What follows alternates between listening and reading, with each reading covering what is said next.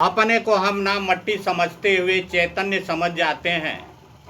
दरअसल हम एक माटी के पिंड हैं, परमाणु के पिंड हैं, अणुओं के पिंड हैं। इस संसार में जितनी भी वस्तुएं हैं सब अणुओं की पिंड हैं।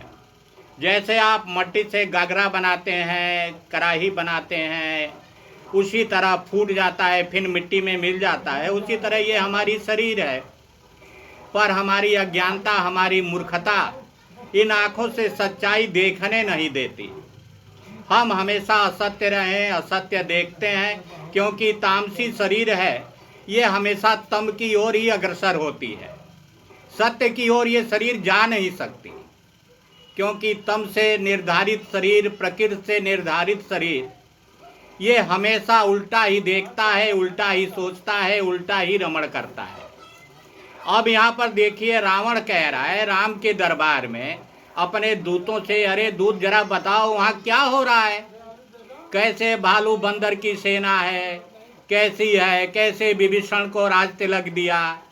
इस तरह के अज्ञान रूपी सवाल रावण कर रहा है अपने दूतों से।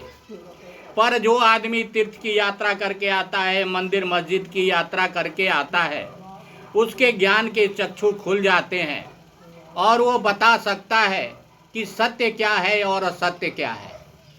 अब आप घर में बैठकर सत्य असत्य को परिभाषित करने लगे तो असत्य में रमण करने वाला सत्य को क्या जानेगा। इसलिए भैया, सत्य को जानने के लिए मेहनत करना पड़ेगा, तप करना पड़ेगा, ज्ञान अर्जित करना पड़ेगा, तब जाकर सत्य के बारे में कुछ मालूम हो सकता है। पर असत्य शरीर, असत्य में रमण करने वाला, विषय वासना में जीने वाला, संसारिकता में रहने वाला से पूछ दीजिए कि सत्य क्या है, तो वो असत्य को ही सत्य बनाकर बखान करेगा। बंधुओं, ये क्लिष्ट चीज है, गंभीर विषय है। इस पर आपको चिंतन करना चाहिए, मनन करना चाहिए कि संसार में सत्य क्या है और असत्य क्या है। भगवान खुद आपको जवाब दे देंगे। क्या कि संसार में अगर सबसे बड़ा कोई गुरु है तो भगवान है, और जब उनकी कृपा का वरहस्त हमें प्राप्त होता है तो एकलव्य बन जाता है, बिना शिक्षा के संत रविदास बन जाता है, अंधी आंखों वाला सूरदास बन जाता है। ये भगवान की कृपा का फल है भैया। ये ज्ञान स्कूल में नहीं प्राप्त होगा।